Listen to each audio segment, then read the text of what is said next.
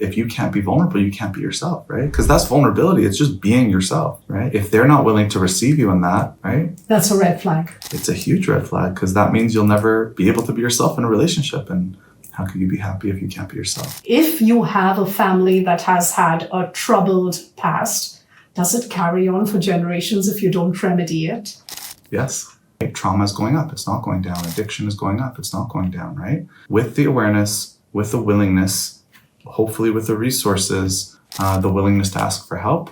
I think consciousness is what can shift trauma and pain and intergenerational kind of momentum. There is something called healthy fighting then. Sure. I think if you were to contrast a conflict, even fighting, versus a relationship that's not engaging and not fighting at all, which is healthier.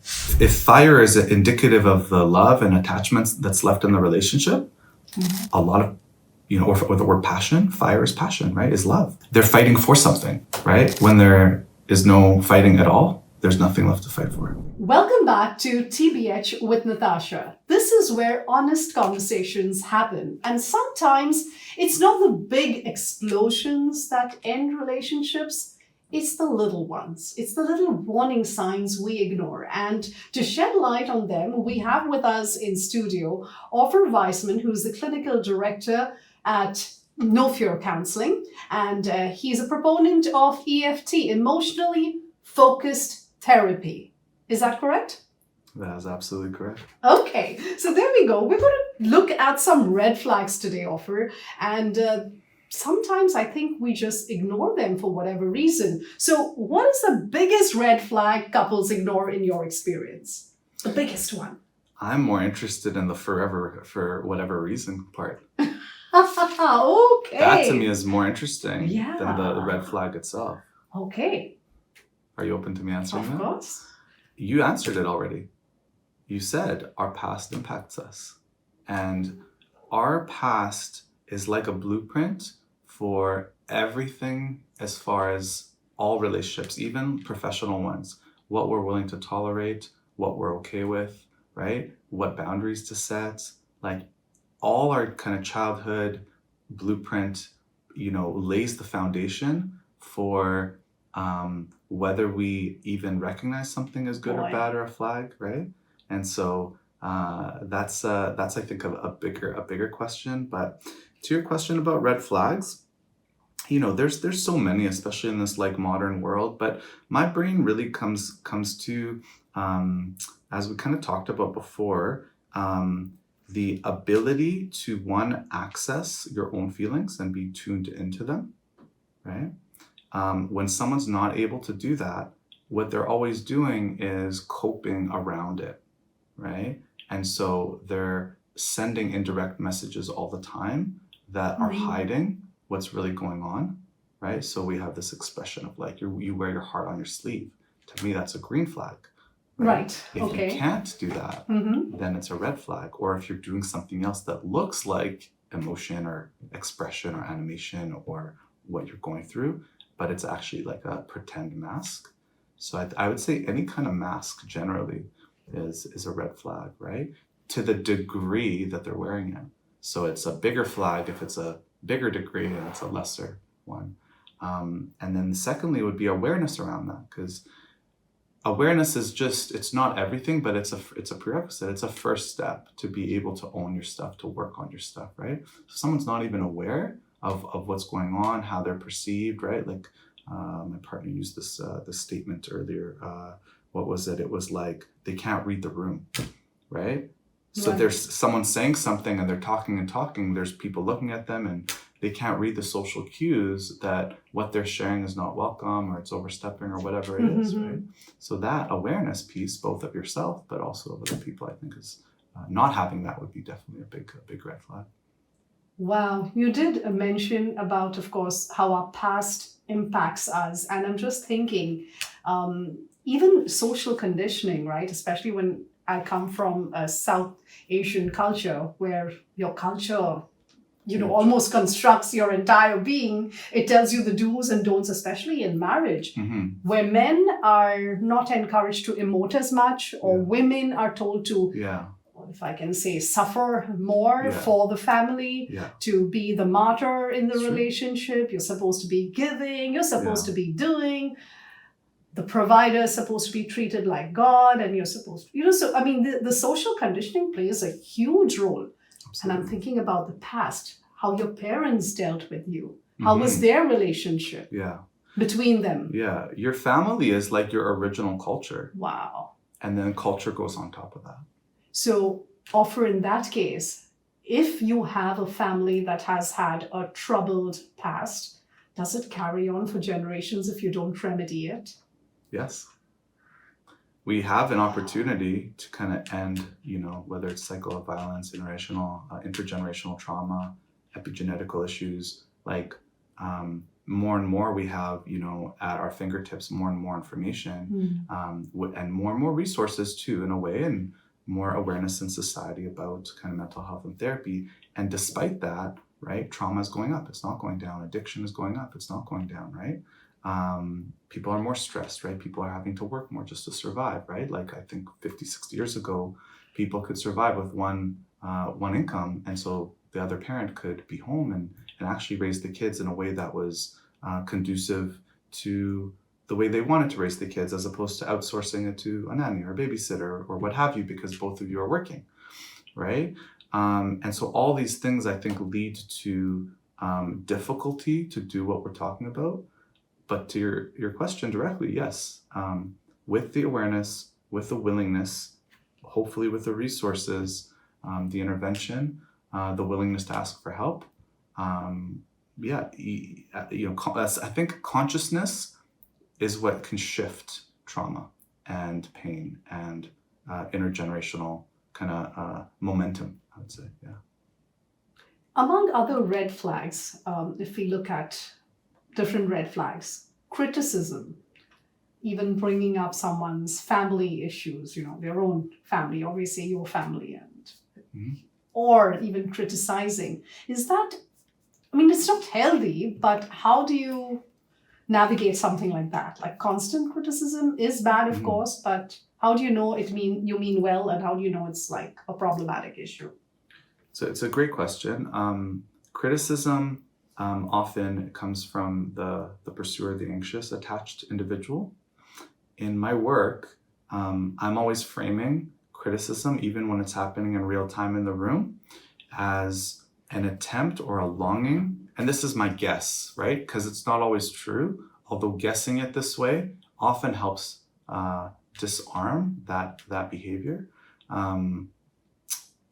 The assumption always is that something positive. So whether it's to meet the need for connection, because we like analogies. Here's a good analogy. Is someone criticizing is like they're in the water with other people, and they see a shark biting someone, and they see blood, and no one else can see the blood. And so they're panicking, and they're like, oh my God, I'm the only one that sees the blood. I'm trying to get your attention. Thing is, in the way that they're trying to get the attention, when the other person's like, I don't see a problem, right? It becomes a trigger for the other person. So what we try to do is, how do we share what you're going through without it having to sound like a criticism for the other person, but still manages to have you heard for the underlying thing. So whether it's you're trying to get connection, right? Because criticism, you're trying to essentially solve a problem that you are experiencing, right? If we put it in the context of a marital issue, there is an argument or a criticism about, say, someone not spending enough of time with you, not being emotionally connected. Yeah. So how would you kind of put that into context? Yeah, so they're trying to tell their partner that their need for connection is not met, right? And they're doing it in a way that is heard as a criticism, and maybe objectively we can say that's definitely a criticism. They're pointing their finger, they're getting angry, they're like you. Right. But, so that is the wrong way. You don't say, you're not spending enough time with me, you're just too busy with your work. That's the wrong way to approach it. Yeah, I mean, it's hard to say yes or no to that, because EFT, one of the main tenets is depathologizing, meaning we don't ascribe wrong, right, good, bad. The reason is they're doing their best way to get their needs met that they know of. And that goes for either side. Everyone's just doing their best to express themselves because they don't know, or they have pain around when they do express vulnerably, they don't think it'll be heard. So they do it in the safest way they know possible. But there must be a right or wrong way, right? I mean, someone nagging me about something, like if I'm nagging my husband about some issue, maybe the wet bathroom, that's like a common issue in my house. Yeah, I'm less concerned with right or wrong, or is it working? If you're perceiving it as nagging, it's clearly not working because you're going to pull away, right? Okay. Right? And they want it to work and they don't realize why it's not working. Why don't you care about me? You're not listening to me. They don't see it as nagging. So that means they're not being witnessed. They have some underlying experience that they are trying to share. So like the attention, for example, they want to get attention. Now, if they nag, it's not working. But what if they were to say, hey, when, you canceled the date last week, right? I took that to mean that you don't care about me, and that really hurt. That might not be the truth because you might really care about them, but that's still the real experience, that they took it that way and that they're hurt. Now, what's going to land better, that or the nagging? Of course, we got the answer. But it's the same experience. They're just taking a risk to go one level down. Okay, so nagging is one issue, but if we are looking at some other red flags we need to be mindful about, what other things crop up in a relationship? I think a big one, and this is like from personal experience, from previous relationships that I've had, is someone not willing or able to take accountability. Wow, okay. Yeah, that's, I think, a pretty big one. Because again, it's similar to the awareness. Even if I bring the awareness to you, like this hurt me, and they're just like not willing to connect with it, right? Meaning they can't really own it or connect with you, right? That would be one. I would say accountability is one, to look at themselves. Another one would be just kind of to my point here is that like a unwillingness to engage in someone else being vulnerable. So if you are trying to take a risk, like we talked about, like that was my big tip, is lean into vulnerability. And your partner, for whatever reason, it does not have the capacity, does not know how, is not willing to hear you in that. Well, what does that mean for your relationship? If you can't be vulnerable, you can't be yourself, right? Because that's vulnerability. It's just being yourself, right? If they're not willing to receive you in that, right? That's a red flag. It's a huge red flag because that means you'll never be able to be yourself in a relationship. And how can you be happy if you can't be yourself? You mentioned accountability. Does gaslighting come within that purview? I think words like that are challenging because it can be used as like this is like the Middle Ages, and it's like you're a heretic. It's like you're a witch. You are gaslighting. You're a narcissist. So these words are challenging because like, what do they reference as far as the actual behavior? Because if I say define gaslighting for me, do you have a specific behavior in mind or a specific statement? Gaslighting is usually where they blame you for something. And of course, you always think you're right. So you think they're the cause of the issue. And what if both parties are doing that and both are saying the other person's gaslighting? Like, how does labeling the other person as having a negative intention, how is that helpful for a relationship, right?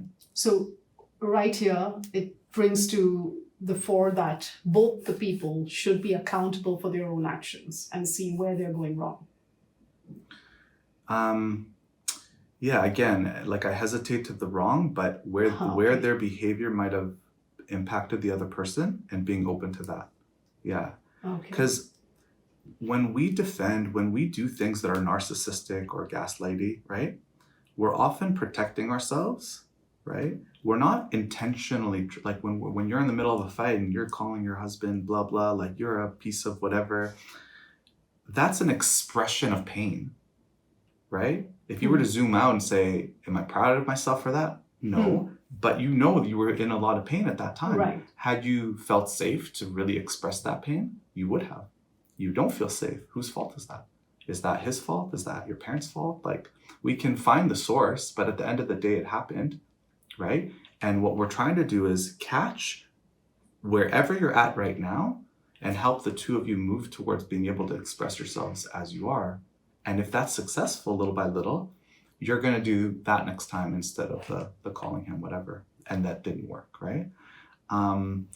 So yeah, so I want to add a caveat as well, which is when there's like preemptive abuse, gaslighting, control, narcissism, preemptive meaning there's like a plan and it's not coming out of the moment, right? Where both sides are being triggered and are doing things they're not proud of, right?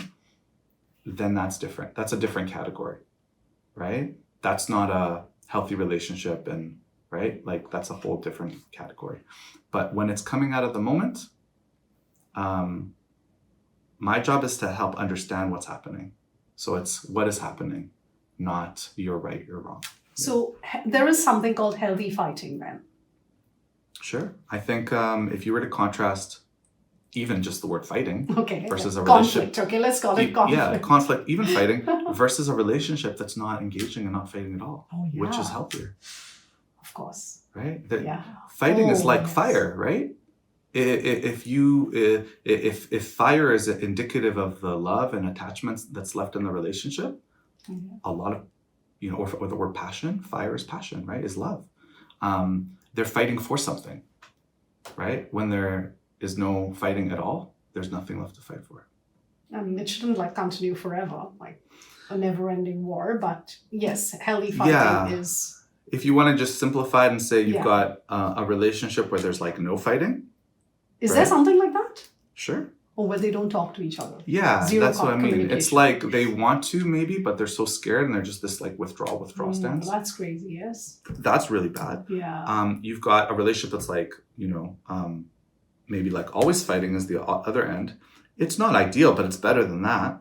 And then you work towards, and that's why they come. They're like, we can't do all this fighting anymore. It's too much. It's like leading to us not talking for a week, and that's a lot of disconnection. And so we help them express themselves in a way that will still get their needs met without it leading to conflict, right? The first stage of EFT is called de-escalation, meaning you're escalated as a couple right now. You graduate from stage 1 when you're able to, on your own, without me in the room, de-escalate and do so consistently and understand what you're doing, not just by accident one time we were able to repair and de-escalate. So that's almost always the stage 1 work. So Offer, going to the next red flag for me is jealousy. What are your thoughts on that? You're really jealous about someone's interactions with. I think jealousy is like an expression of like insecurity in themselves, maybe insecurity in the relationship as well. I think anyone secure in the relationship and in themselves wouldn't be jealous because, hey, if you love them, let them go. If you love them, they'll come back, right? Confidence in the dynamic and the connection that we have, right? And there's degrees like everything. And I think there's ways of expressing insecurity that can lead to security. And then there's ways of expressing jealousy that can lead to a lot of conflict and a lot of like kind of unhealthy dynamics. And so I think in and of itself, it is it could become toxic, but like anything, too much of anything is not good.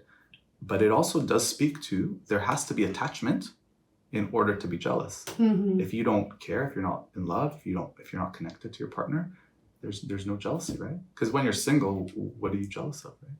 Maybe other people, but that's different. Right.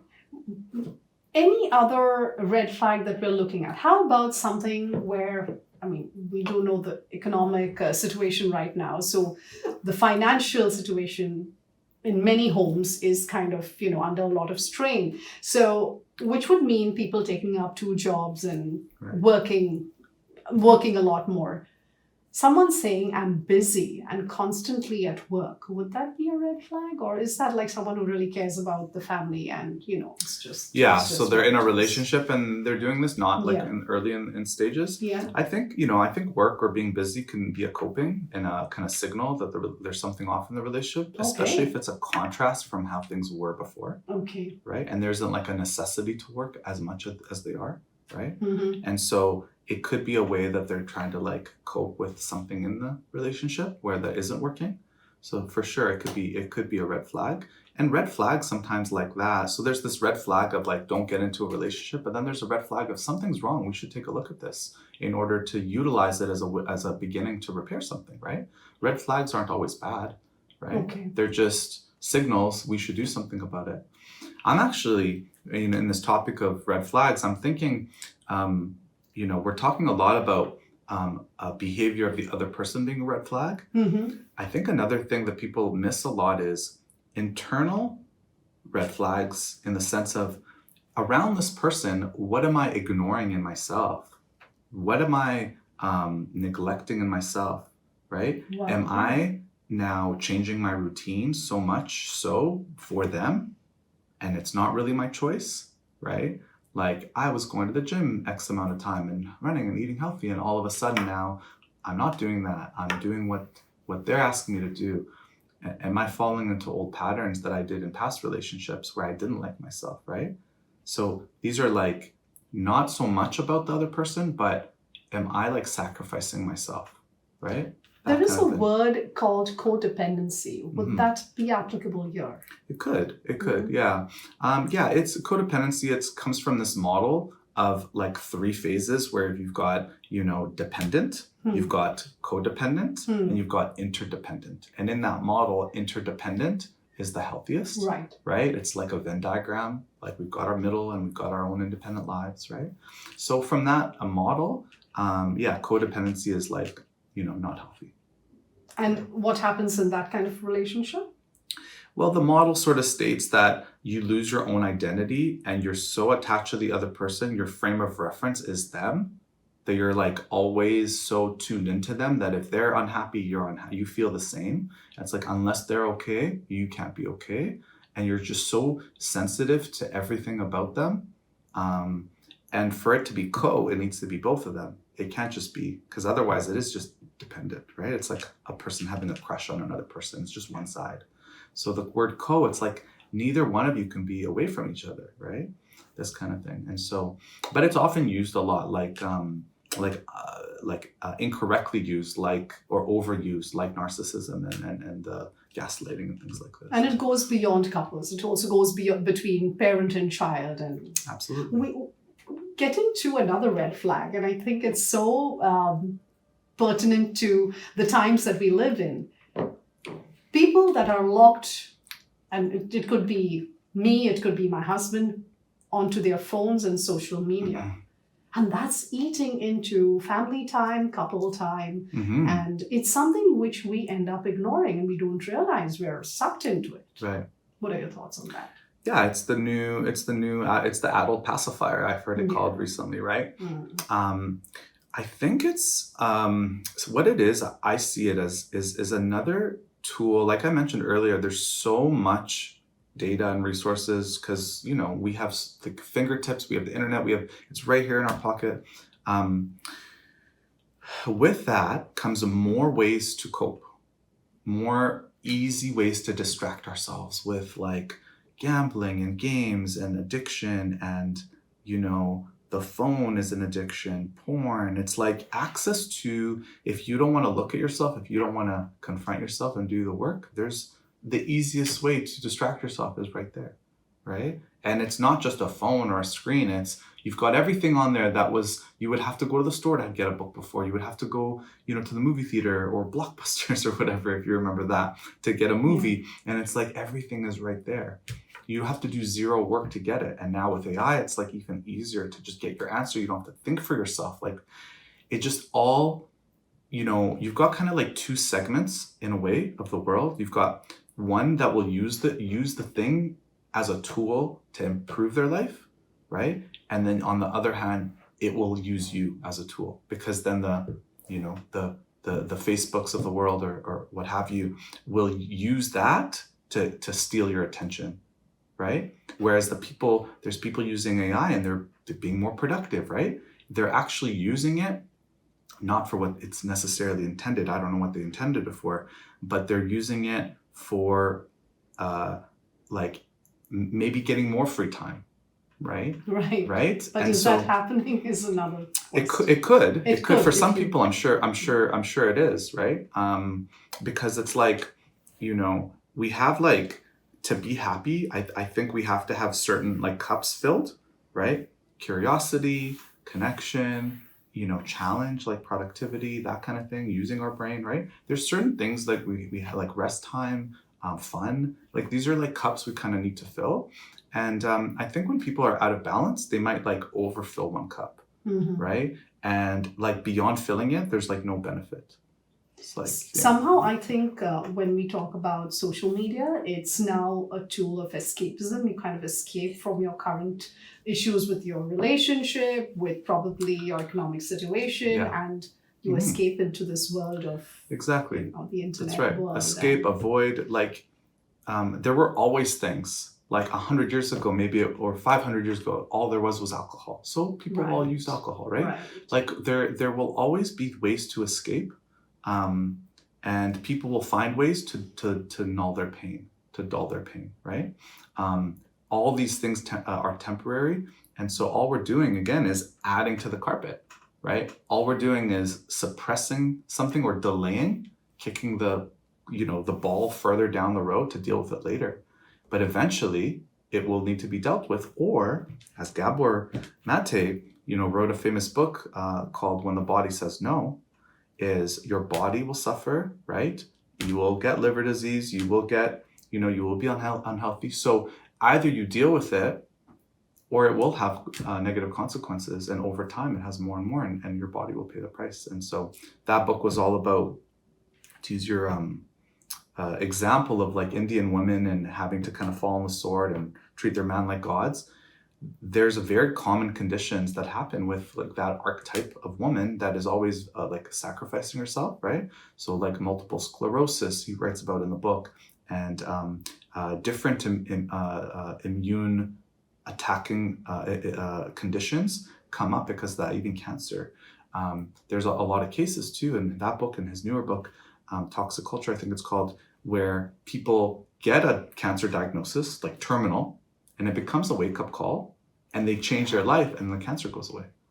Yeah, so many issues, our physical issues are psychosomatic, and it has something to do with how we feel and what our experiences are. There's also this book I've been reading called Indistractable, and it talks about how we are distracting from the main issues, our relationships and the jobs that need to be done with other things, and we need to get into that state of awareness. Yeah. And say, hey, this is what I'm doing, so that you kind of go back and focus to the more important things at hand, like spending time with your spouse or your child and having that deeper conversation rather than being distracted. Listening to your body, right? Your body has all the answers, and if we run from it, then there's disastrous consequences. So if there is one red flag you can highlight that gets worse, absolutely worse, it's a deal breaker, marriage breaker, if it is ignored. Anything that comes to your mind? I know there must be so many. Are you asking like on a first date, or more like you're already in a relationship? No, more like after, like a long-term relationship. So I'm thinking of ones that I haven't already mentioned. A big red flag that you should like run away from if you see it. Yes, if you see it, you need to either seek help or say, hey, I've been ignoring this too long. Honestly, I think it's what we're talking about is one is the degree that a person needs to like distract and run away from what's going on, right? The degree, and then the willingness or unwillingness. If someone's really unwilling to look at themselves, that is a huge one. That's a big one, because the longer it's been going on for, the harder it is to change. Right. And if they can't be aware or say, I have a problem, how are they ever going to deal with it? And, sometimes people hit rock bottom and they get better, and sometimes they don't. And rock bottom is death, unfortunately. Okay, Offer. I don't want to end this episode on a dark note, but on escaping death. Let's talk. You're escaping your dead weight. How about that? There's a reframe. And that's where you come in. EFT comes in. Couple counseling comes in, and I think. As you said in the previous episode, that when you started studying, not many people were looking into mental health or couples therapy, but things have changed over the last 20 years. People are more open to seeking help. And with this episode on TBH with Natasha, my goal is to encourage couples and remind them that like everything, you need to seek professional help if you want a more healthier marriage, a more healthier lifestyle. Just like you go to a doctor for your physical self, you need to go and seek professional help for your marriage and your relationships as well.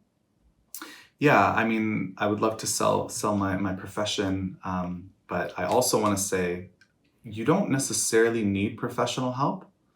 I think that if you have people in your life that care about you and that will give you the space to express yourself where you feel you're not alone, like really utilize those resources and really develop the relationships in your life that give to you, that you're not just giving to them.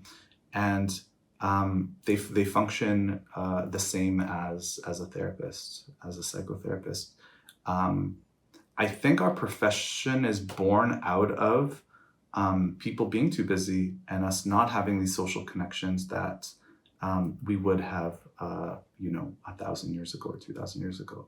I don't think there was a need back then because there was a village. There was lots of people helping everyone out, right? My mother-in-law will agree with you on this offer. She's like, why would you need a therapist? You got, but if you don't have it, if you don't have that village, for sure, then a therapist acts as a model for healthy connection that hopefully you don't depend on forever, but that you use as a stepping stone to create that in your life with other people. But there must be some warning signs that, hey, this relationship now needs a therapist, regardless of whether I have family around me. Family could also be biased, but are there some maybe top 5 signs that, hey, we need to go and call up offer right now? Yeah, I mean, absolutely. I'll give you some signs, but at the same time, both still have to be ready and willing, right? Oh, yes. So just because there's cracks or problems doesn't mean, and I do believe anyone would benefit from counseling and from couples counseling, but just because that's a true statement doesn't mean everyone would benefit, because if they're not ready, like if you force your partner to come in and they're really like, I don't want to be here, not only will it not be helpful, but it could be counterproductive. Like imagine you as a child, your parents are forcing you to go in to see a therapist and it's not your choice. Would you benefit? Not only now it'll do nothing, but it'll also hurt your relationship with your child. So does it mean if your partner is not willing to seek help, they're not interested in saving the marriage? And that's a huge red flag in itself. It might be that they're not ready yet. It might be that they don't really believe you, that this is a line in the sand for you, that if you really believe your relationship is that like so bad that it's this or nothing else, and you're willing to die on that hill, and sometimes I talk to women that are like, no, there's no way he's coming in, and my question is like, is this the last straw for you? And if they really believe it, it's not a threat, it's really what they believe, then they set that line. We're done if we don't do couples therapy or something else. Then their partner, like, it's like a boundary. A boundary is not something you say, it's something you're able to reinforce. Meaning it's not a threat, you actually walk away, right? Then the partner, you find out, are they actually willing? Do they care about the relationship or not, right? So you do try and get them to get help. I just need the other partner to be willing to come and be open to trying something that's different, right? Because like I said, oftentimes it's like they might just be really scared and they've seen therapy on TV and like, I'm not doing that. Correct. But it's very, very different than what we do, right? So oftentimes, almost always actually, I meet with them individually before coming in together. Right. And even before that, sometimes when there's like unwillingness, I'll say, you really want to come in. My partner is like on the fence. Would it be helpful if I talk to them for 5 minutes? Okay. They can ask any questions they want, just so they understand what it is that we're going to embark on and see if it's what their brain makes it out to be. And sometimes after that conversation, they're like, oh, actually, okay, I'm willing to give it a shot. what do I have to lose? Wonderful. Now, before I let you go for this episode offer, I have a rapid fire for you. A few questions, and I just need very quick, short answers. The first one, have you heard of arranged marriages? Of course. You have, okay. Sure. So love marriage or arranged marriage? Which is your pick? Like, which is more successful? Ooh, that's two questions. Okay, Okay. okay, well, let's go with which is more successful. Oh, defining success. Oh man, I'm bad with these yes or no questions. I say in this world, I would say love as a not so much about success or not, but about I'm all about consent and choice. Okay. So I'll just go with love. Okay. I'll go with love. I'm a big believer in love. Although I've worked with arranged marriages where there was no love, and we were able to create love when there was no love. Oh, So well, that is, in India, we call it love after marriage. Right, Okay, or love come marriage. Never go to bed angry, fact or a myth?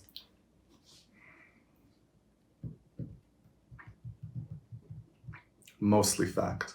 Ideally, Oh, okay. if you feel safe enough to share with your partner, fact. If you don't feel safe, at least say, I don't want to go to bed angry. I still love you. Can we talk about this tomorrow? Okay. One thing every couple should do tonight.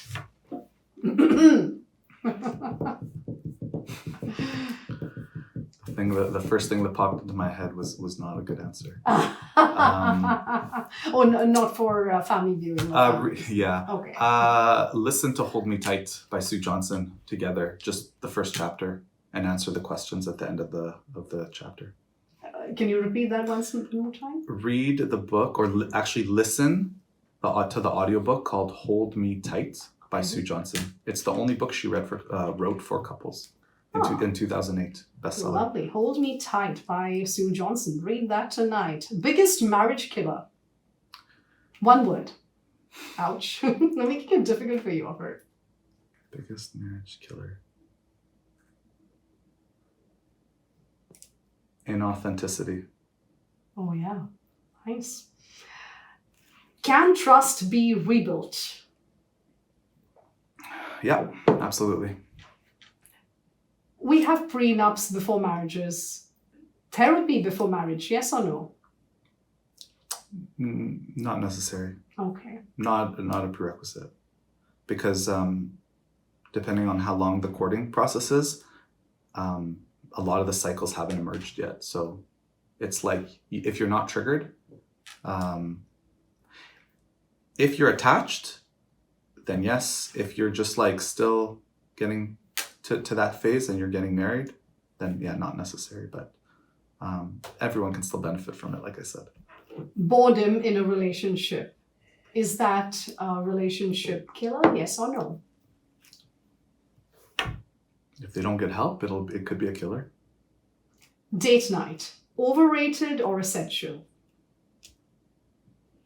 We should always be playing, not just on date nights. Okay, so on that note, thank you so very much, Offer, for your time and your insight. It has been such a beautiful, enriching, and fun conversation. I do hope our viewers share this with people who need to hear more about this and they want to enrich their own relationships. Of course, you can get in touch with Offer Weissman, and how do they connect with you, Offer? On our website is my direct line, so nofearcounseling.com. And my email is director@nofearcounseling.com.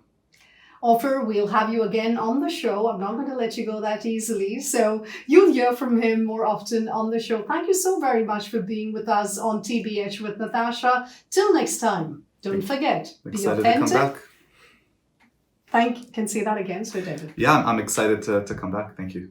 Wonderful. And don't forget, be authentic, be honest.